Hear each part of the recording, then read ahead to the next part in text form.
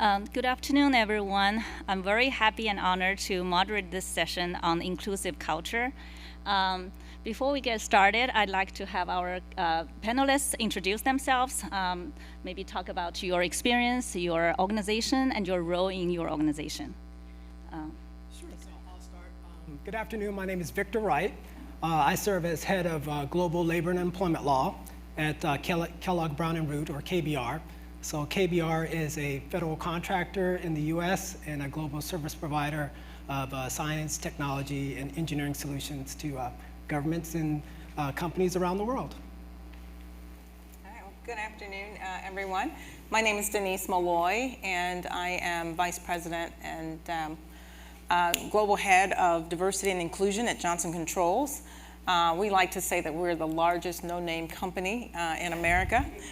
We have 106,000 employees, and we make and manufacture all things related to a building. So from HVAC equipment, security equipment, fire life safety equipment. So the Tycos of the world, the Simplex Grinnell, and the York and Medicis HVAC equipment is all a Johnson Controls brand.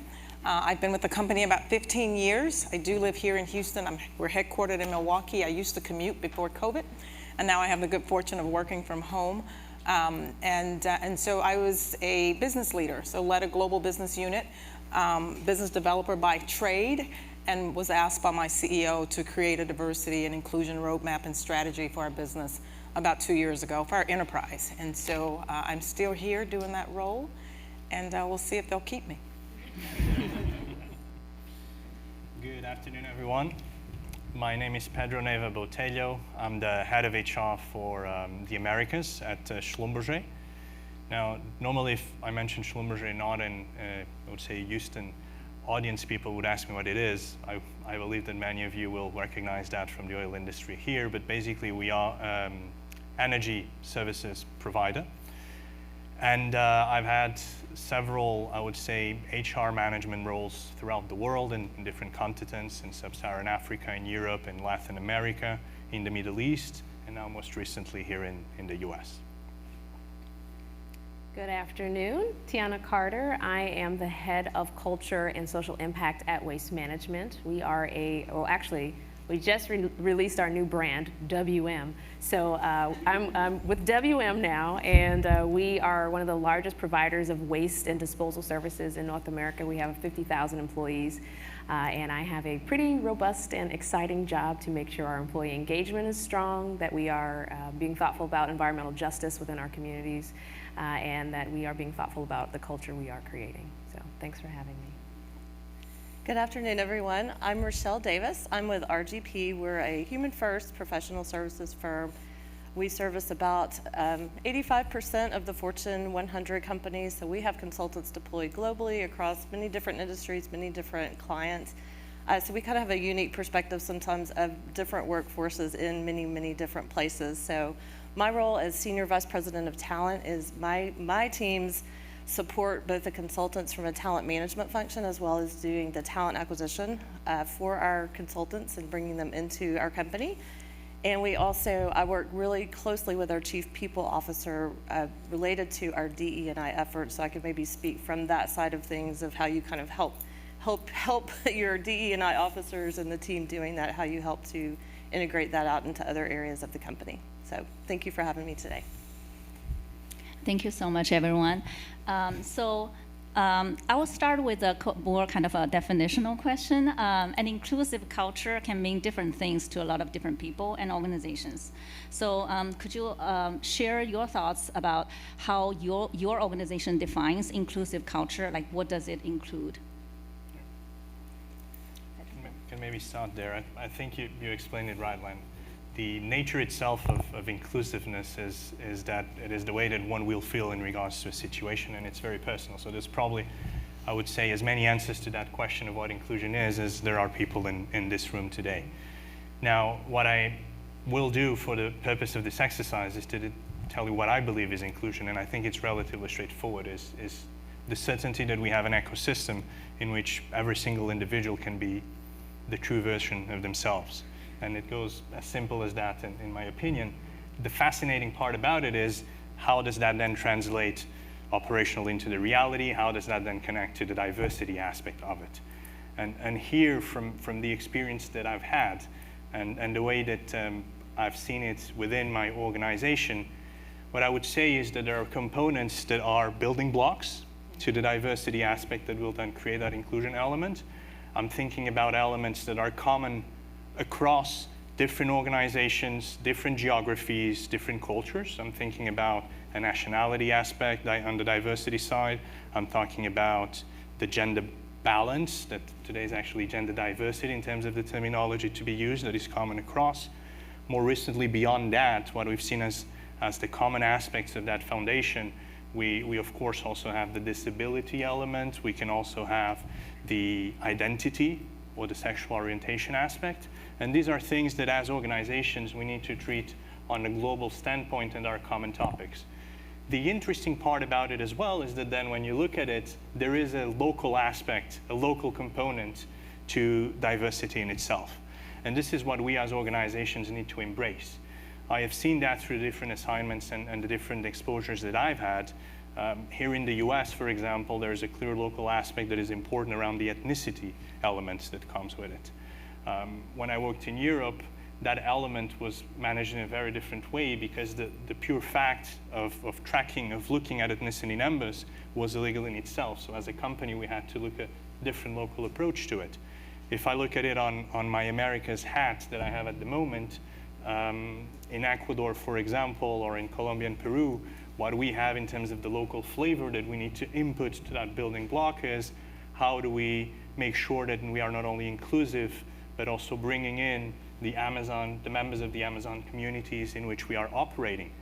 So there's an ethnicity aspect, but not within the framework that we know here in the US. If I look at Argentina, it goes even further. It's about the remote locations where we're working, and here we have people of same nationality, same culture, same ethnicity, but it is maybe the educational background that is provided to this person that we need to enhance in order to be able to bring in to the places in which we are operating. So I think that as organizations, once we identify what inclusion is, we need to look at how we operationalize it and make sure that we live it on a daily basis. And that requires to look at that base, but also at that local element in itself. Yeah, so I'll say, I'll call you Dr. Pedro for one. So Dr. Pedro just broke it down to us, so appreciate you for that. But a lot of pressure in me now. I'll bring it down. I've never been called a doctor before. Well, today's your day. Today's your day. But I'll bring it down just another level. And what I will say in terms of, I agree with your definition of inclusion. But I think it's being able to not only bring your authentic self to the workplace, I think it's also being able to feel a sense of belonging.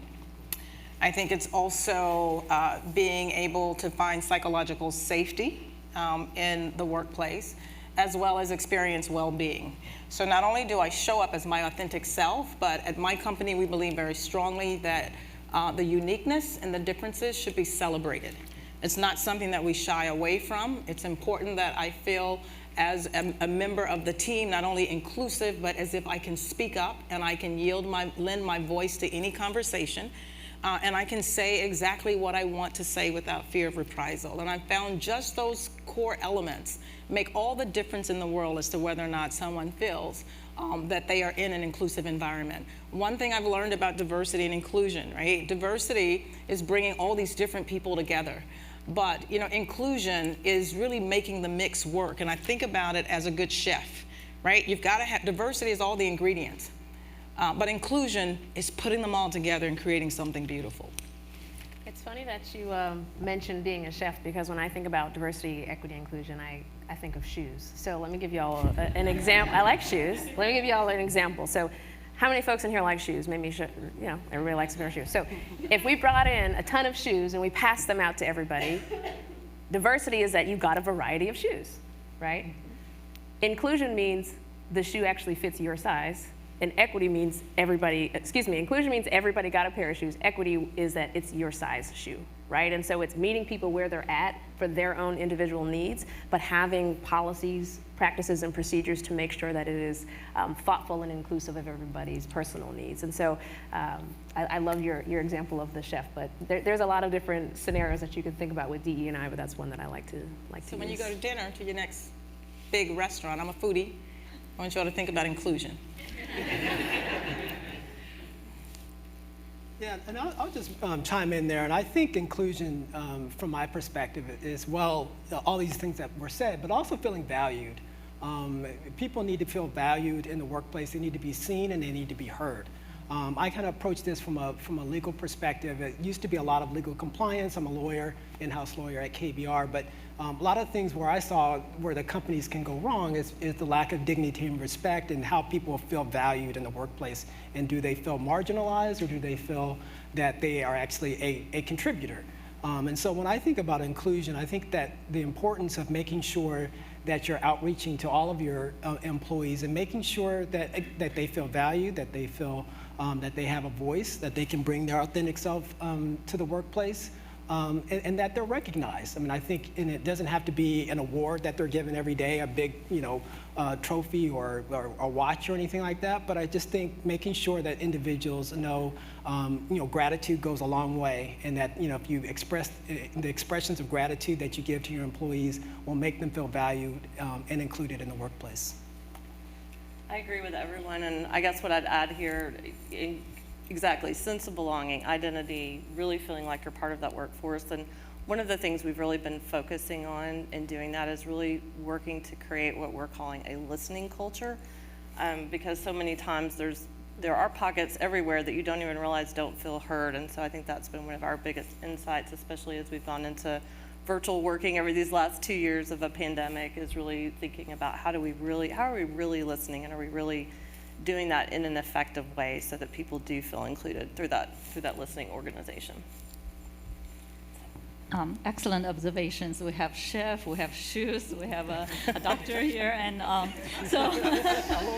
so having kind of clarified or shared different perspectives on inclusive culture, could you all also maybe share your thoughts on why you think having and developing an inclusive culture is important, not only now but also for the future?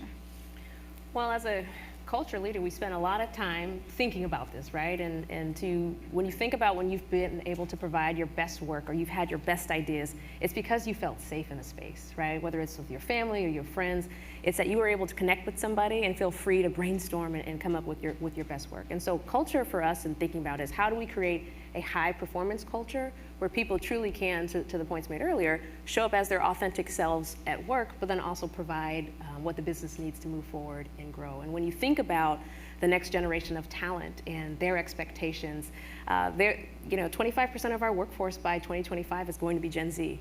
They are not going to accept similar things that prior generations accepted in the workplace. They are willing to forego a company for purpose over profits at any given point. And so when you think about the culture that you're trying to build, you can't think about culture in terms of let's go out and hire talent that our culture fits. You need to go out and find talent that our culture adds, because you need to be adding to your organization to help you build and grow to the organization you want to become, so that you can create the space so that when that talent does arrive, they actually want to stay. I think a lot of times corporations think about, well, let's go out and go find the talent, and then you get them into your company and they're leaving just as fast as they got there. And so you have to be thinking about, how do you plan your company culture for 10 years from now? And you have to start planting those seeds today. And if you're not, then quite frankly, it's going to be very challenging for corporations to have the workforce they need to succeed in business. Yeah, well, you ask, why is it important, right? And why should you be looking forward? When we look at the data, what the data tells us from the thought leaders across this country, it tells us that by 2043, there will be a browning of America. There will no longer be a majority in America. And so if you take the data and you use it as a leading indicator, as opposed to ignoring the data and having to use it later as a lagging indicator, using it as a leading indicator, you're able to get in front of this new movement where you're going to have more minorities and women graduating from college than majority males. And so how then do you prepare your work environment, for the new wave? Will you already be inclusive and viewed as an employer of choice? And as we can see right now, with just this one pandemic, that we are fighting for talent. There is a shortage of talent in practically every job category in this country right now. And so in order for your company to be in front and to be out front as an employer of choice, you've got to pay attention today to what the data is telling us about tomorrow. Now, the data is one piece of it. The second piece of it is the culture. Do I have the culture right? Do I understand the demographic that's going to be coming into my company? Do I understand the age, as one demographic? Do I understand the different cultures that will be coming together? And then how do I ensure that everyone that comes into this culture will be a culture add as opposed to a culture fit, but will also be someone that will be able to sustain the culture. Because what you build today, you want to continue to build on, and you want it to be sustained over time. So the single thing that's most important to me as a business leader, being asked to come into the D&I space, because I'm not a D&I practitioner, I made my CEO commit to me that the work that we would do would be sustained over time. No starts, no stops. If you want me to do it, you're gonna have to sustain it over time. I'll build it in a way that it can be sustained by the employees, but you've got to commit to me that you won't change and that we will be prepared for what's to come in 5, 10, 15 years. I think, Denise, the element on the data is an important one in the sense that it allows us to verbalize. Many times we don't verbalize the answer to that question, right? It is a fact, and we consider that we need to be inclusive of diversity as welcome. But what we've realized, and here the interesting part is when we look at diversity is not something new, by the way. We went through different waves of different elements of diversity. And if I look at the example of the company I work for, Schlumberger, we had a big challenge in 1994 when we put the topic of gender balance on the table, and the society at large was telling us this is not an industry for women. And we started to try and understand how we could bring that forward. We had 5% only of our salaried population were women at the time, female colleagues. And what we realized is the first few years were very challenging. The step change started to happening when we verbalized the why. And the data allowed us to do that. The moment that we brought forward an element and we said, more than 50% of the OCDE graduates on the engineering side are female, and we only have 5% in our company, then it means that we're not getting the best people, and we cannot provide the best services and do what is our purpose as a company, right? And then people start understanding, and this may seem today something as I would say basic or common ground. In 1994, in the industry, it was not. So these elements, these nuggets of data that we bring forward that allows us to build the narrative are, I believe, critical in order to bring the organization with us into this journey, because it is a journey and it takes time. Yeah, I would agree with that. Just RGP started about 30 years ago, and part of our founding and part of what's always been part of our culture is inclusivity of women. It was founded at that time, and we said we want to make, this was one of the founding principles, we want to make sure we have women in our workforce. And so we're now at, I think our C level is 75% women, and our overall is, we're at 62% women and minorities. And so to us, that was really important, and I think we thought we were being as diverse as we needed to, and then in these last few years, we realized we've continued to promote that culture, and we have plenty of women, but have we really looked at all these different elements, and that's where it becomes so important to start looking at that data, and not just, because I think in our minds, we thought, oh, we have this very inclusive culture, and then we started looking and thinking, wait, in some areas we do, but in other areas, and I think you just have to take an honest look at where you are and where you need to grow from, because there's some great things in your culture, or even if there's not, right? But you can start to build there, and so I think that's just been important for us. We love having that. We've always attracted women in a really good way because of that, but we need to do more, and I think that's where you start looking at those additional data elements and thinking, how do we grow from here? How do we continue to grow our culture and keep that as part of it? So. Great. So then, faced with this kind of changing demographics and faced with all the data that support the importance of this kind of culture, what are some of the programs or initiatives that your organization has implemented? What do they look like? Oh, wow. Go ahead. Start on this, and I think I want to dovetail on what you said earlier. Is really the sustainability piece of it, and building an infrastructure within your company that is going to be provide for a culture that's going to be sustainable and an environment that's going to be sustainable. Because if it's just a fly by night, or if it's just or if people are just paying lip service, employees are just too smart these days, to realize, that if a company is really serious about what they're talking about. Obviously when we had all this social unrest, we saw all of the companies coming out with all of these, statements in response to George Floyd and other things. But I think employees took a wait and see approach to see whether or not this was really something that the company was going to put resources behind and really sustain this, or if this was just something that they were doing in reaction to what was going on in society. So I think when companies start building a DE&I program that, like what Denise is doing, they have to really think with the future in mind, and it's a business imperative in order to be sustainable over time. And so when I think about it, is what we've done at KBR is to make sure that we build an infrastructure that supports something that is sustainable and that it's cohesive within the organization. And what I mean by that is we have a all-in umbrella network that oversees a lot of our employee resources groups. We have, of course, an I&D council, which is a think tank that I sit on as well. That's multicultural across all of the organization. And then we all meet regularly with the CEO collectively to talk about what's going on in the organization. So that in the C-suite at large as well, our chief people officer, so that we make sure that we are being centralized and that we're just not factions. It's just not little groups talking amongst themselves about why we're all unhappy, but all these folks are getting together and talking about collectively what is important for the company and what's important for the company long term, of what things will look like, 3 years, 5 years, 7 years from now, not just for today, because I really do think like Tiana was saying, that employees, they have options, and they're just not going to sit around and just wait for the company to drag their feet with this, because they'll go to another place that has a culture that will be something that fits with what they want and not just what the company wants.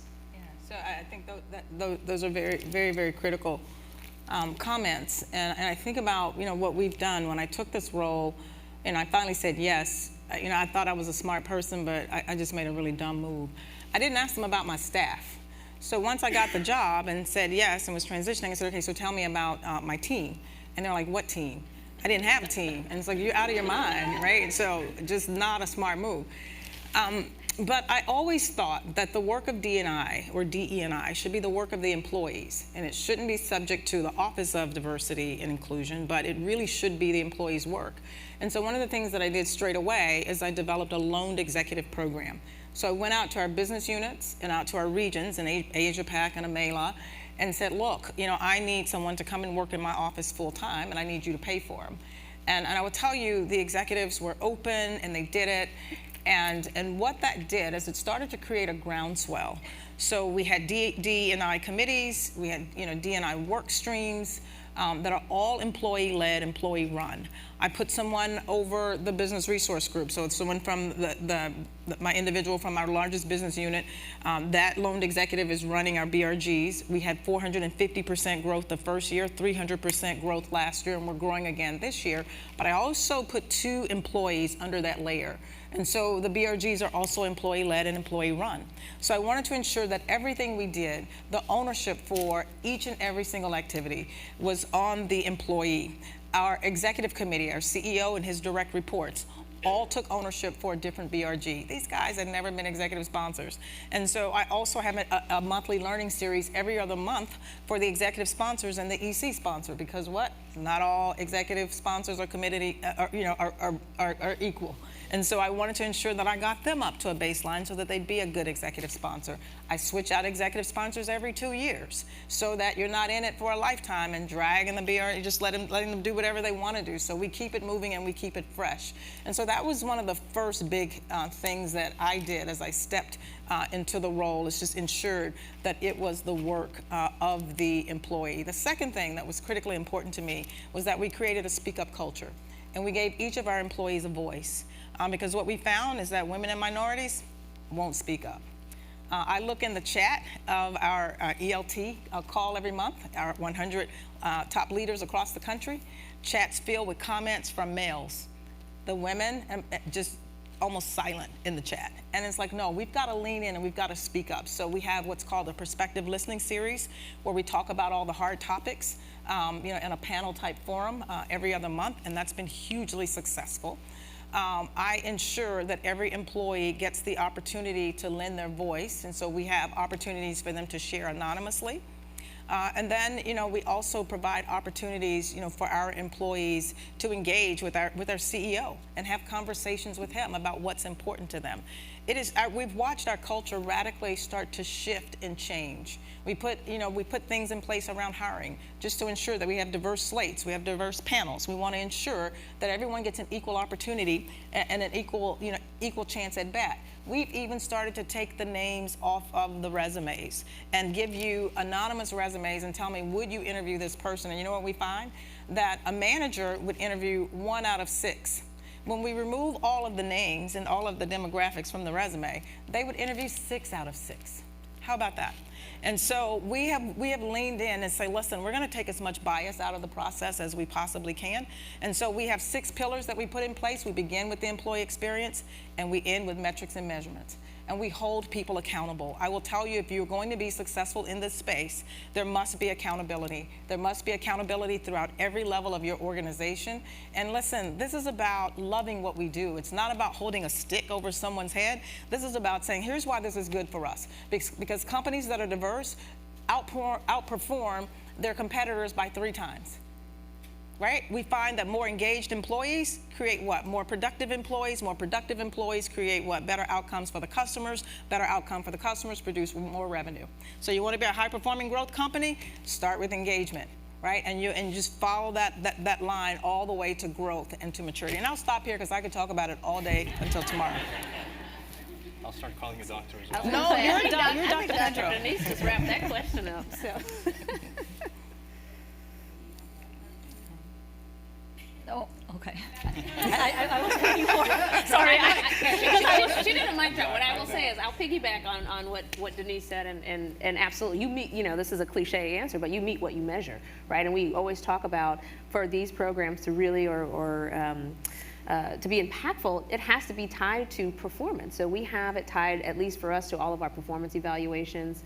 But companies that tie it to executive compensation, bonuses, miraculously, you'll start to see a different shift when there's a different focus when it hits your personal wallet, right? And so the level of commitment, and to your point about not, leading with the stick, at our organization, we spent a lot of time within our organization educating. And so we worked with a partner where we had learning circles over the entire year where it was very much an introspective approach to educating our leaders, directors and above, on diversity, equity, and inclusion. And through that, they've just had huge recognition within themselves about the role they play, the contributions they play. We've done the things similar, right? Diverse slates and all of the low-hanging fruit that, are tenets of a really strong diversity, equity, and inclusion program. But similarly, built out our employee resource groups where they are market-led, employee-led, driven from the field. When I started, I was a department of 1, and I said, where's my staff? I think they laughed at me. I asked for 20 people.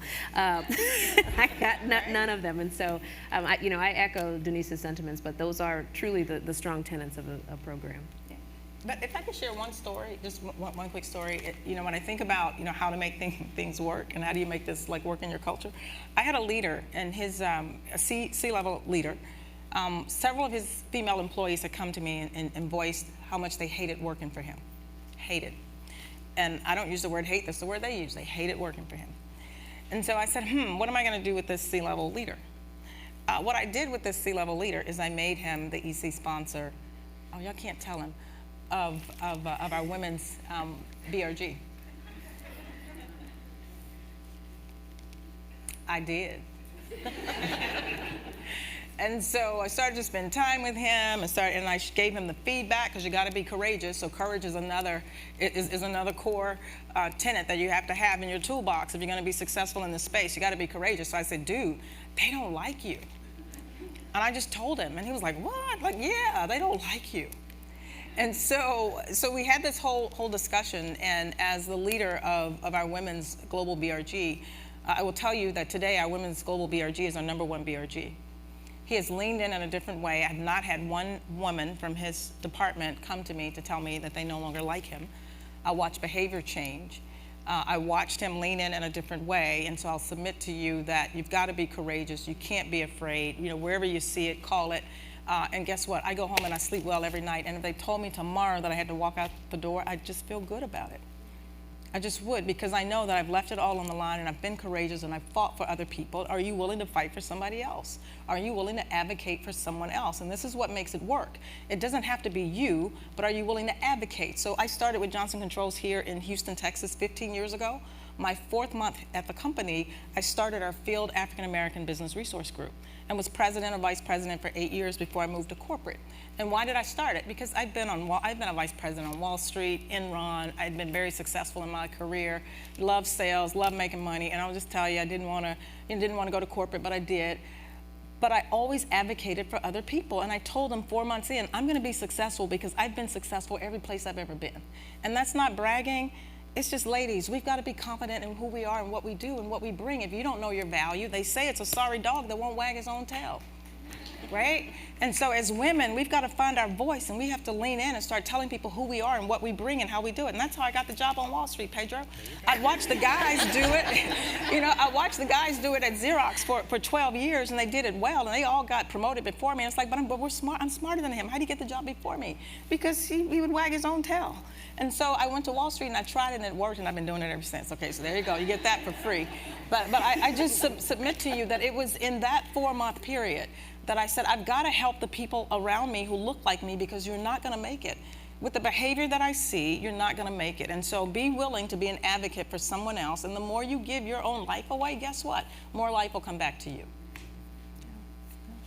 These are all wonderful programs and mindsets, as many of you have already mentioned, this is a long-term process, and it needs to be sustainable, right? So over the years, what are some of the trends that you have observed in the, the building of inclusive culture? What are some of the things that you feel are still missing but are important? Or maybe what are some of the things that you would like to see more in more organizations?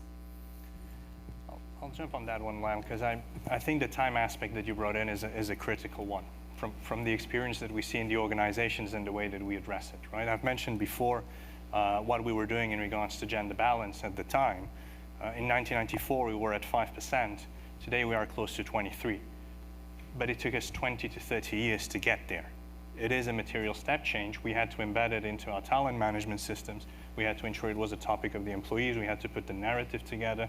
We had to challenge many status quo in order to bring it. But the time aspect on inclusion cannot be long-term.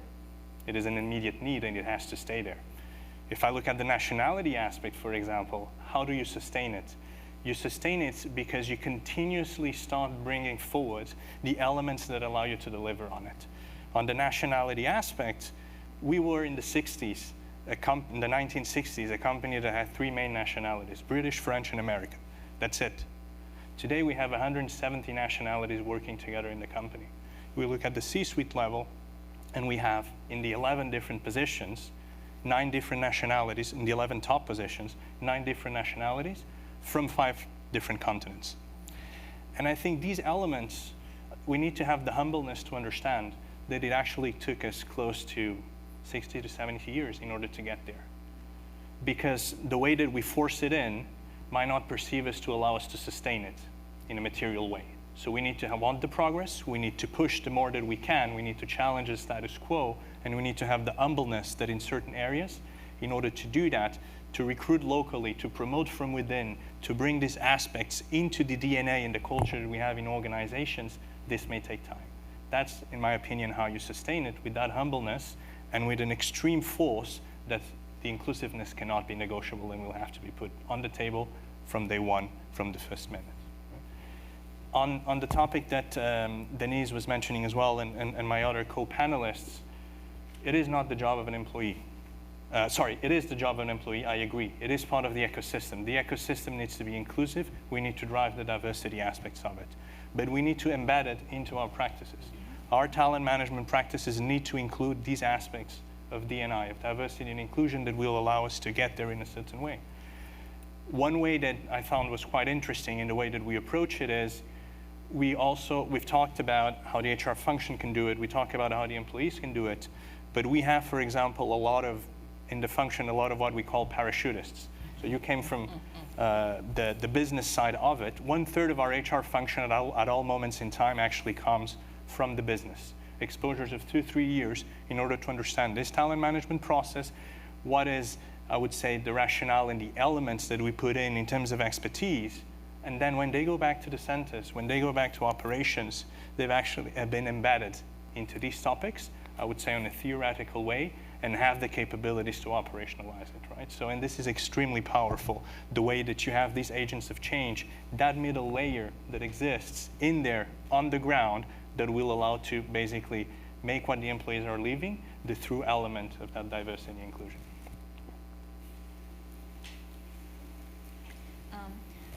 We have about 3 minutes left. Very quickly, I know you guys have all had rich experiences in the past, and you probably have encountered some challenges in your current role. So how do you think your maybe previous experiences has contributed to your approach to addressing some of the challenges in building the inclusive culture? So prior to me joining this organization, I actually was working as a VP of Business Development and Innovation at a social impact consulting company in Chicago.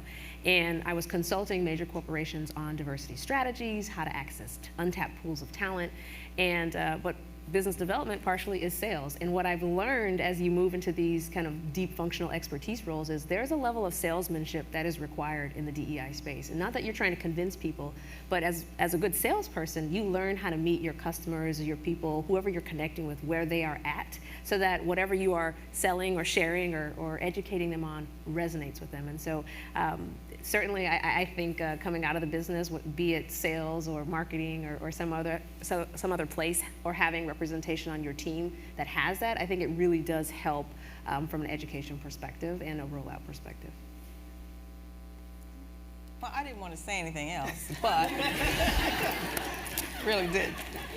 I always say, try not to shine when the light's not on you. You know, it makes me think about, you know, the other key component of business development is allowing the individual to feel, giving them enough information and asking them enough questions so that they can feel like they're making the decision and arriving at the decision on their own. That's right. And when you do, people will buy from you every single solitary time. And so I will say what I've learned when I came into this space, I came from the business, and I treat DE&I like a business. What is the ROI? We have 39 bodies of work. Each and every single body of work has a return on the investment. We're a for-profit company. I remind our employees that we're for-profit. We're here to make money. We're here to impact the bottom line. We're here to create additional value for the shareholders.